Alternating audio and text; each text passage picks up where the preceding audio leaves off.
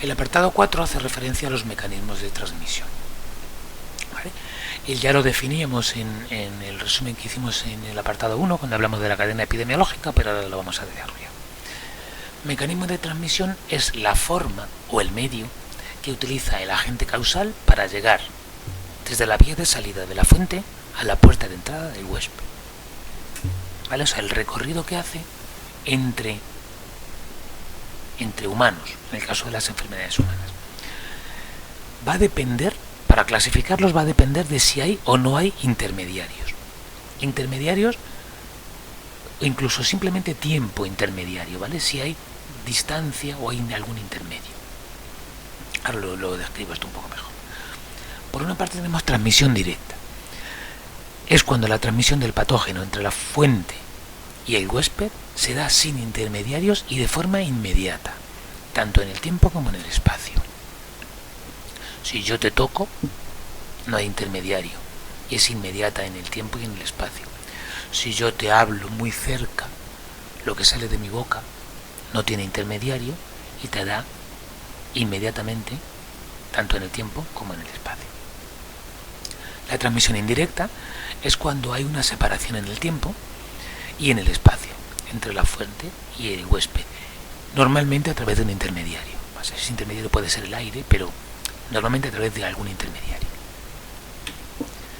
Dentro de los mecanismos de transmisión directa va a haber dos principales.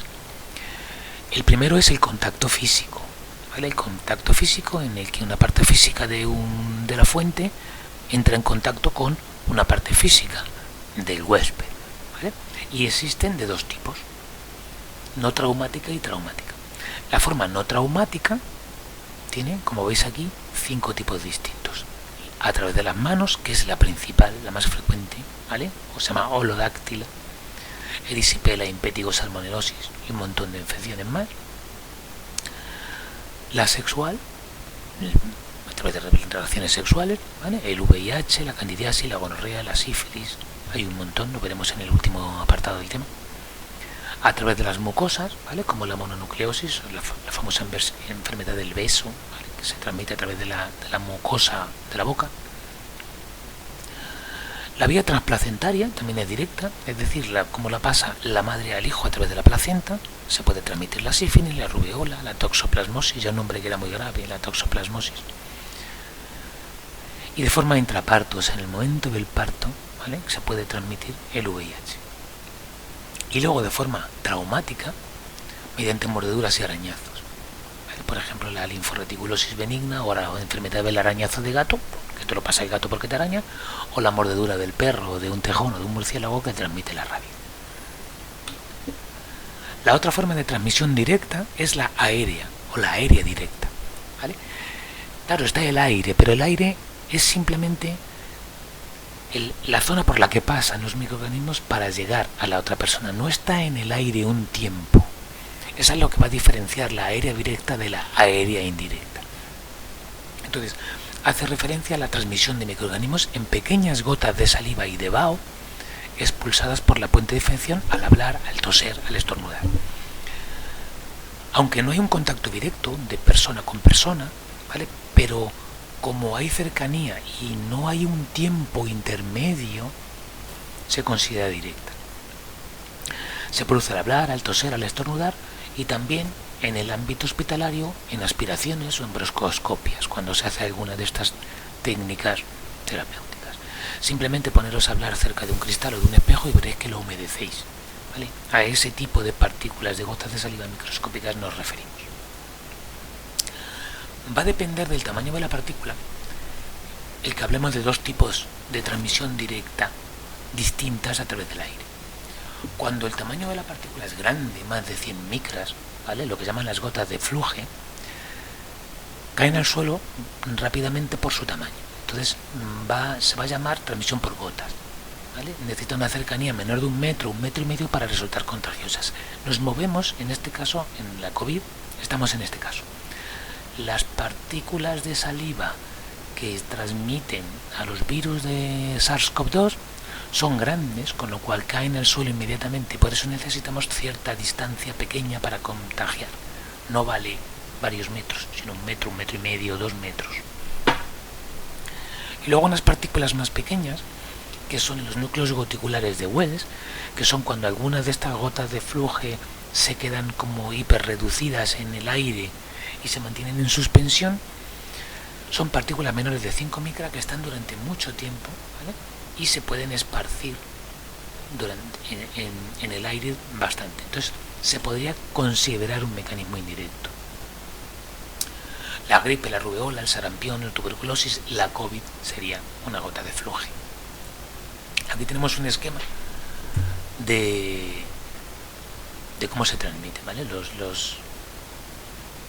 ébola, por ejemplo, se transmite por gotas. Las gotas grandes enseguida caen, un metro y medio, velo rojo, hasta casi 2 metros se podría transmitir, por encima no. Pues la COVID estaría por aquí. Luego hay otras enfermedades que se transmiten por el aire, como por ejemplo el sarampión, que se transmite de esta forma, se queda en suspensión por el aire. Esto es lo que luego va a determinar el tipo de aislamiento o el tipo de protección por gotas con mascarillas quirúrgicas, porque filtra la gota gorda, o aérea, para lo que va a hacer falta la mascarilla FFP2, que también sabéis ya lo que es, y que va a evitar otro tipo de enfermedad que no es el caso de la COVID. Cuando hay una separación en el tiempo y en el espacio entre la fuente y el huésped, va a hacer falta un intermediario, ¿no? O un vector. Entonces, según el tipo de vector o según cómo analicemos el vector, va a haber dos tipos de clasificación. Por una parte, si este intermediario está vivo o no está vivo. Si está vivo, vamos a hablar de, por ejemplo, es un caso de una cucaracha o un mosquito. Y si es un objeto inanimado, como puede ser un alimento, una comida contaminada, el agua o un objeto, ¿vale? Nos movemos en este grupo, ser vivo o ser inanimado. La otra clasificación va a depender de si el agente causal se puede reproducir o no en el vector. Si se puede reproducir, decimos que es un vector propagativo, y si no, es mecánico. Entonces podemos combinar las dos cosas. Vemos si es propagativo o no propagativo, o si está vivo o no está vivo. Entonces, por ejemplo, un alimento es un inanimado propagativo, ¿vale? ¿Por qué? Porque no está vivo, pero se reproducen en él. Los lácteos, las carnes, los vegetales en mal estado, cuando se estropean, cuando se pudren, ¿vale? Son de este tipo. Llamamos vectores a cuando están vivos, ¿vale? Entonces hay dos tipos: animados propagativos o animados no propagativos. Un animado propagativo sería un mosquito anófeles. El plasmodio de la malaria se reproduce dentro del mosquito, por eso es propagativo. Sin embargo, en el caso de la cucaracha simplemente transmite bacterias en sus patas y puede transmitir la salmonelosis, pero es casual, no se reproducen ahí. Entonces eso va a ser un animal no propagativo, un animado no propagativo.